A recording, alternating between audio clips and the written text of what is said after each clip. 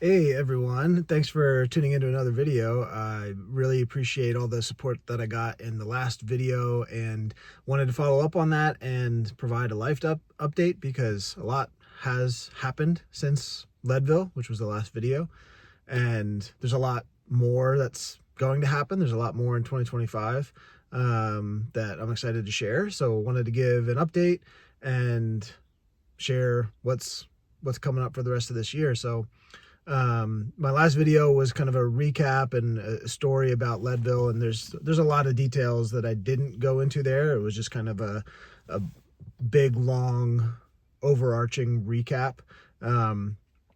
I got a lot of comments on the video, which I really appreciated, and got questions on Instagram asking for more details and just, various questions, which are similar questions that I had going into it. So I figured I will create some content around that to help, because there's a lot of content about Leadville out there. There's a lot, and I've watched nearly all of it, I think, because I was super hungry for it.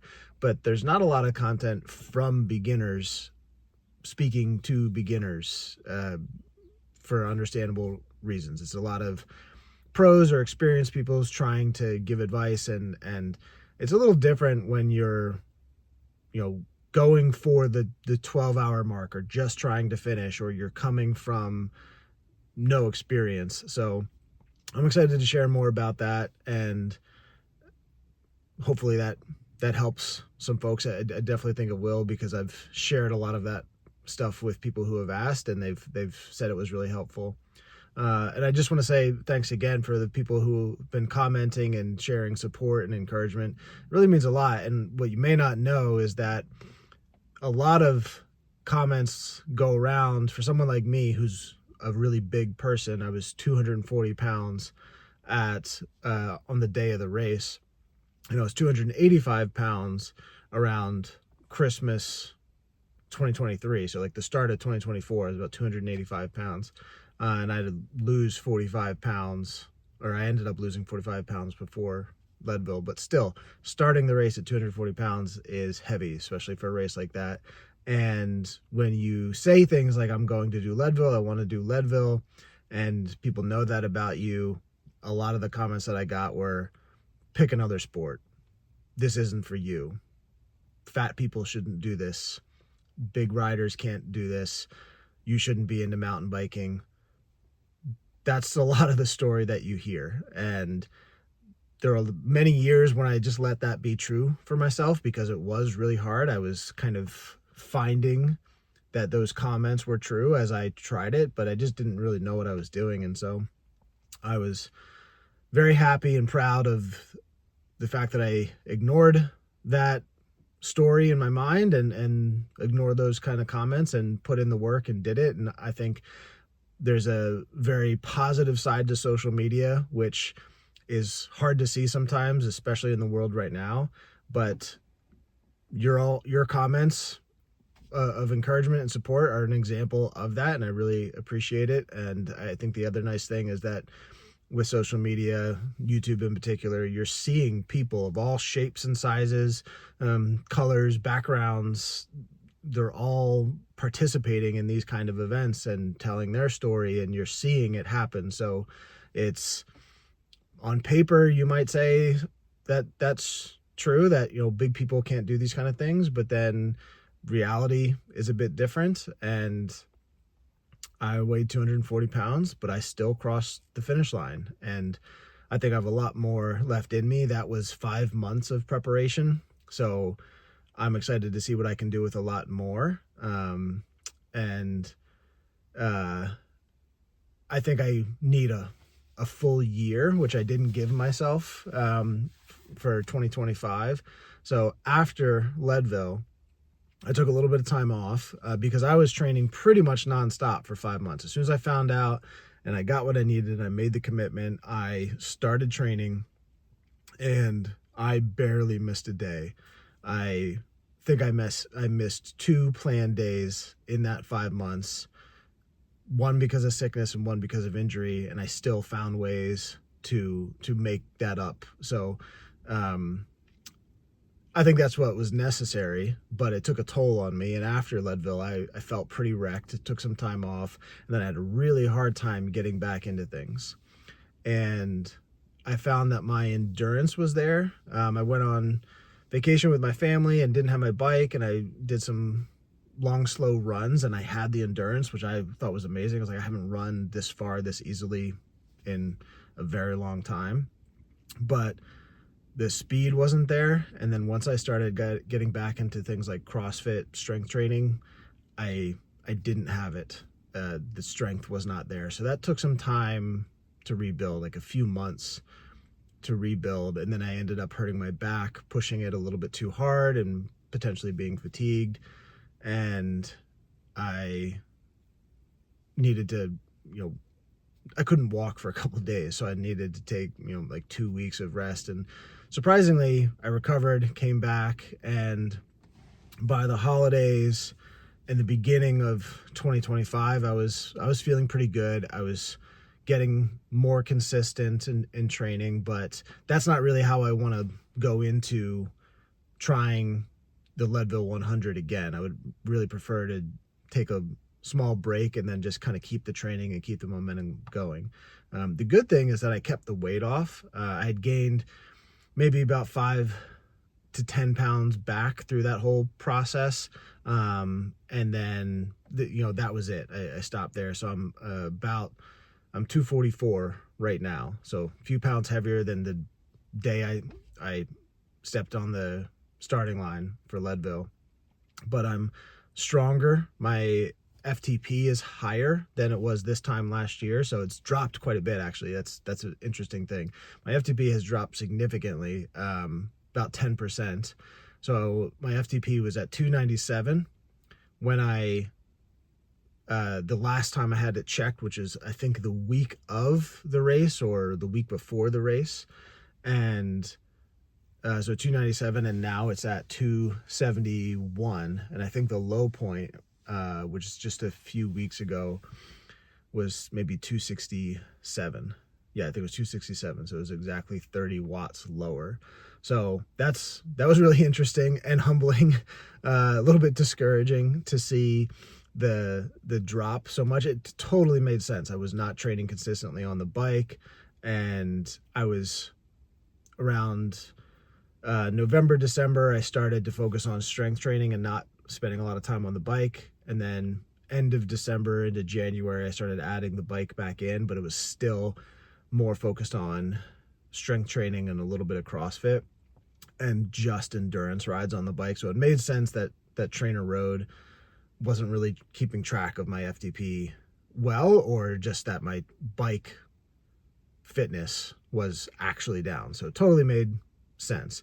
But the good news is that I am starting 2025 in a lot better place than I started 2024 in so many ways.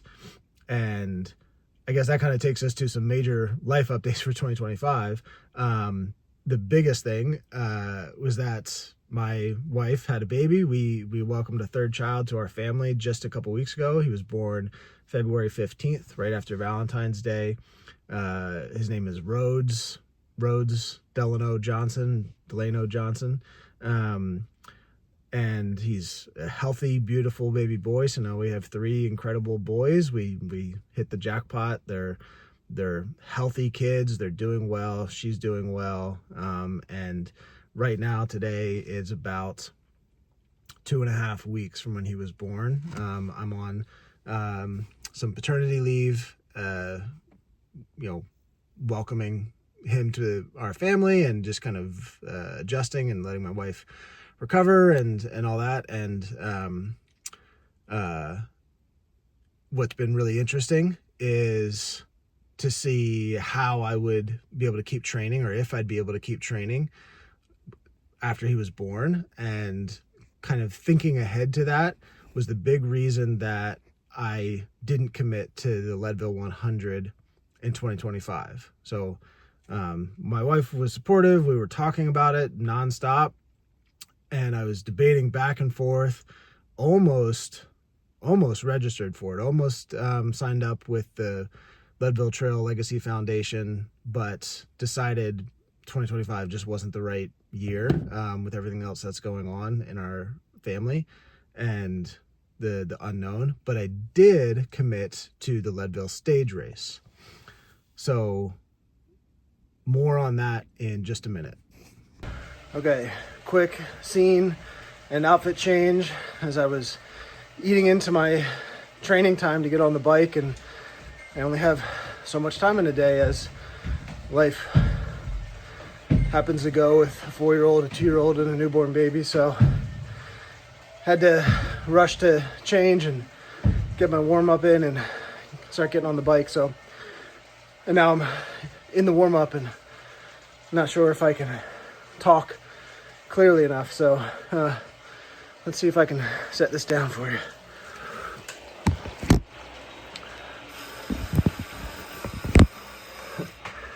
All right, there we go. So the stage race is a 3-day version of the Leadville 100. So it's the same course basically broken into 3 days, Friday, Saturday, and Sunday.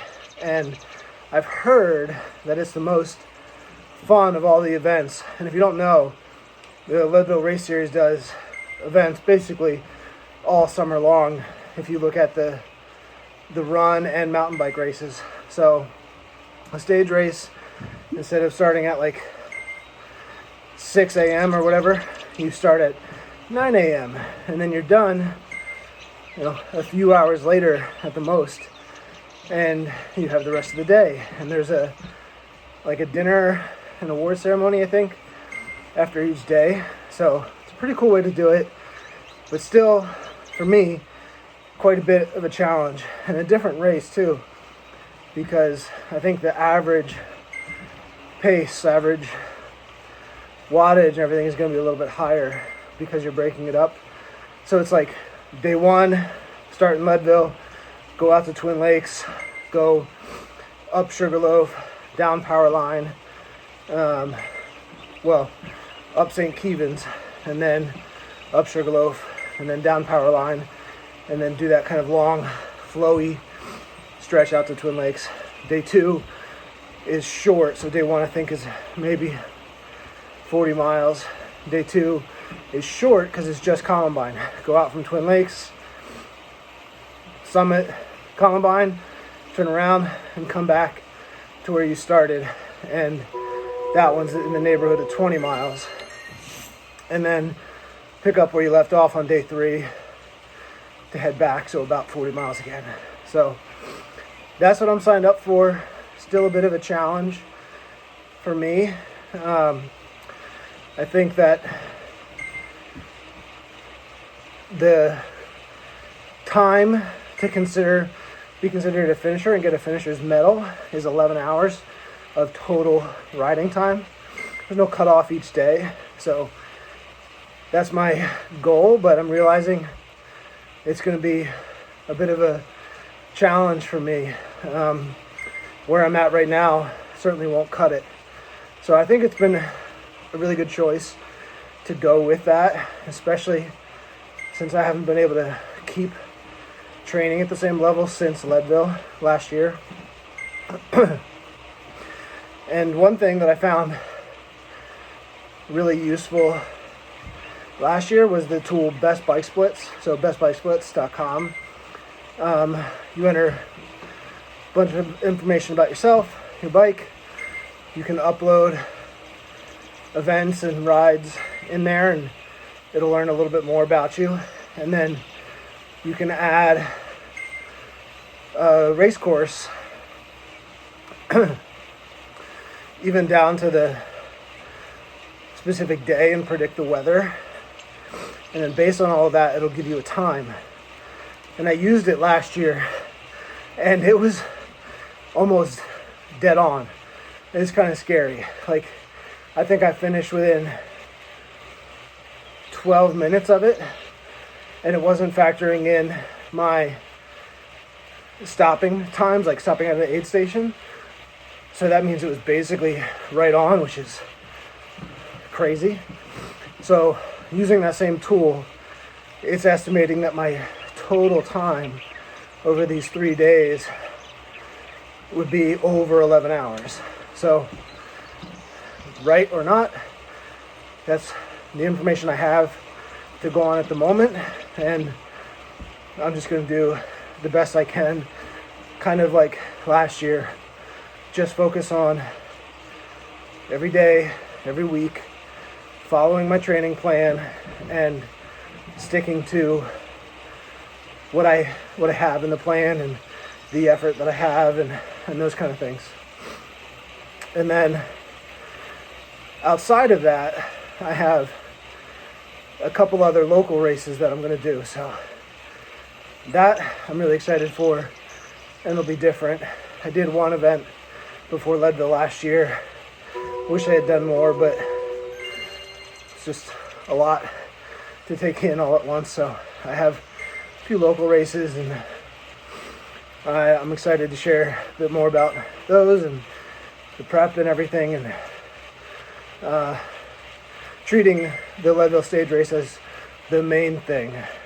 The other races that I do will basically just be another training day. So before I get too winded, I'm going to call it there, and I'll see you in another minute. Okay, workout done. Sorry if that was jarring to watch. Let me know in the comments if that worked or was too difficult to watch. I won't do it again if that didn't work, but it helped me be able to record a little story. Today's workout was endurance day, kind of like endurance plus, I guess, on the high end of my endurance zone. But if you're used to using Trainer Road, you know, like the red and yellow days, today was a yellow day, and that was a recommended workout. So tried to record as best I could while I was riding. But yeah, that's the update for what's going on and what's to come, and I'm hopeful that this is just the start of what could be weekly videos throughout this year leading up to Leadville especially. So yeah, I've got some endurance mountain bike races on the calendar. I've got Leadville as kind of the big highlight of the year. I'm super excited for all of that. I'm really excited to finally be doing endurance mountain bike events after, you know, wanting to do them for so long and constantly watching YouTube videos about them.